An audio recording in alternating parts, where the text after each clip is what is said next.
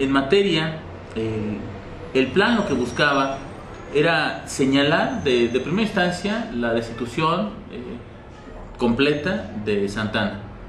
ya que el general había disuelto en varias ocasiones el Congreso de la Unión por intereses personales y por la propia dictadura, ¿no? Entonces, el plan buscaba la designación de un presidente interino, el cual convocara a la conformación de un Congreso extraordinario, que tendría el carácter de constituyente y que permitiría a la postre que el presidente interino gozara de las garantías constitucionales del mandatario en turno. En ese evento, Santana había, como les decía yo, disuelto ya el Congreso y se organiza para tomar por emboscada principalmente dos estados, en el estado de Michoacán y en el estado de Guerrero, que es donde se inicia este movimiento con mayor fuerza.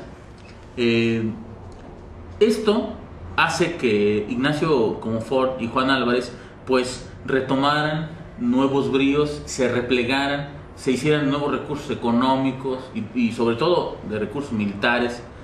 siendo y aprovechando la figura de Juan Álvarez, que había sido ya gobernador del estado de Guerrero y con una amplia carrera militar. Y bueno, el segundo, Ignacio Comonfort, pues ya también gozaba de una bastante bien centrada carrera militar, que a la postre le traería a él que gozara de la primera magistratura de nuestro país, ¿no? Bueno, ellos se encargan de hacer la toma del estado de Michoacán, ellos se encargan de estar al frente de estas tropas, y Santana en persona, como siempre lo hacía, él en persona desde aquellos lejanos años de 1832-33, junto con el general Peñafiel, van hasta la ciudad de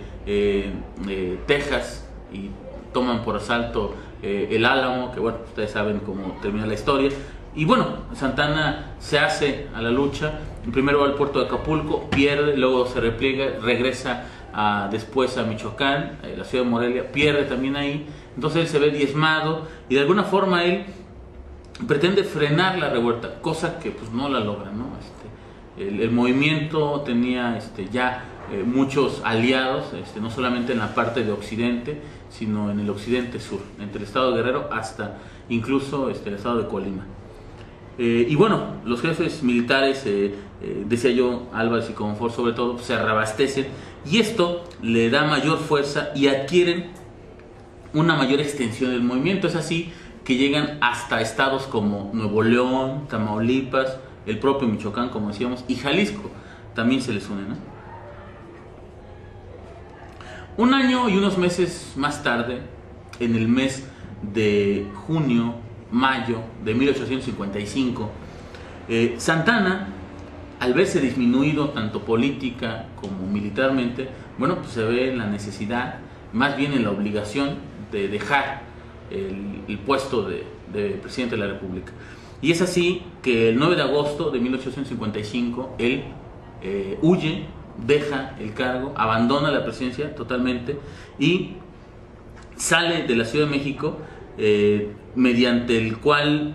aplica un recurso de un manifiesto en donde él renunciaba a la presidencia de la República, pero este manifiesto lo hace ya fuera de la Ciudad de México. Algunos dicen que se va al estado de Veracruz y que de allí se va al exilio, ¿no? Pero esto todavía hay historiadores que dicen que se fue a otro estado, que incluso llega hasta Yucatán, pero solamente es un dato que tendríamos que precisar.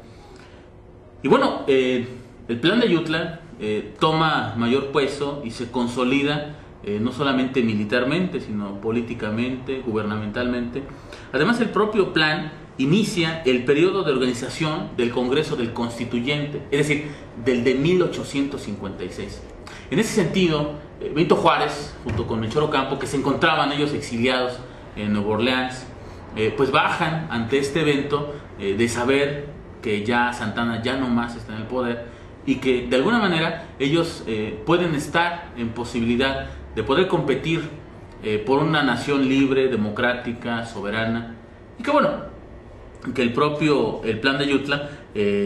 permite también que se funde la Constitución del Congreso de 1857 y del espíritu de esta Constitución. El plan, entre otras cosas, suscribe las garantías individuales de todo mexicano que viva en este país, y que irónicamente a mí me parece que Santa Anna, como dice Fernando del Paso, pues en sus inicios era un hombre muy patriota, era un guerrero, pero que igual que otros hombres del siglo XIX y del siglo pasado, del XX, pues se enamoran del poder y en ese sentido tergiversan el sentido idealista de lucha y transforman el ideal de república soberana y libre por el de ser unos tiranos, ¿no? Entonces, como un dato curioso, a mí me parece que irónicamente, cuando Benito Juárez llega del exilio, pues él tiene ideas reformistas, él tiene ideas integradoras sobre la República, y bueno, esto se lo da su experiencia como gobernador del estado de Oaxaca, como presidente del Tribunal de Justicia de su estado, como presidente de la Suprema Corte de Justicia de la Nación y posteriormente ya como presidente del país. Y bueno, desde 1857, 58, que se asume esta nueva administración de una república ya más con carácter más constituyente. Es Comonfort quien inicia con este periodo. Me parece a mí que Juárez, en ese sentido, en el ánimo de poder quizás ser un poquito muy drástico en la aplicación de la ley, a mí me parece que también se excede, ¿no? Y el ejemplo lo vemos cuando en la batalla del 5 de mayo de 1862, cuando el general Porfirio Díaz Mori, de alguna forma él se retira del ejército de Juárez, no se retira del ejército mexicano, sino se retira del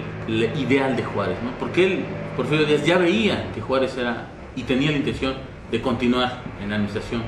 de la presidencia, ¿no? Y bueno, no es hasta 1872 cuando en ese año pues a Juárez lo sacó de la presidencia a la muerte, ¿no? Y Porfirio Díaz de alguna forma también suscribe en el plan de la Noria, pero este es posterior, hacia mediados de 1860, en esa década, en donde él señala que no debe de haber una reelección por el poder mismo, ¿no? Y bueno, la historia nos indica que tanto Juárez como Porfirio Díaz, como todos los gobernantes posteriores a ellos del siglo XIX y del XX, pues tienen una especie así como de encantamiento o enamoramiento del poder. Y bueno, al principio, cuando Porfirio Díaz toma en primera ocasión la administración del país hacia 1878, deja en la siguiente ocasión que lo administrara su compadre, Manuel González, ¿no? Y bueno, ya sobre Porfirio Díaz, bueno, sería otro apartado, pero sí recuperando lo que significó el plan de Ayutla, el establecimiento de ese mecanismo constitucional que permite a los hombres de la Reforma, a los liberales, a los que emulaban el espíritu de José María Iglesias, de Lerdo de Tejada, del propio Benito Juárez, ellos que trataron de establecer los mecanismos para un México, repito yo, entre el idealismo constitucional y el reformismo constitucional, permiten que nuestra nación, bueno, pues goce de una auténtica, legítima y válida constitución que fue muy diferente a la de Cádiz de 1824, ¿no? Y de 1812 además, porque es en el 12 cuando se da, pero se reforma en el 24. Y en ese sentido a mí me parece que del plan de Ayutla es significativo porque es 2 años antes y precede a nuestra Carta Magna, que sería reformada hasta 1917, ¿no?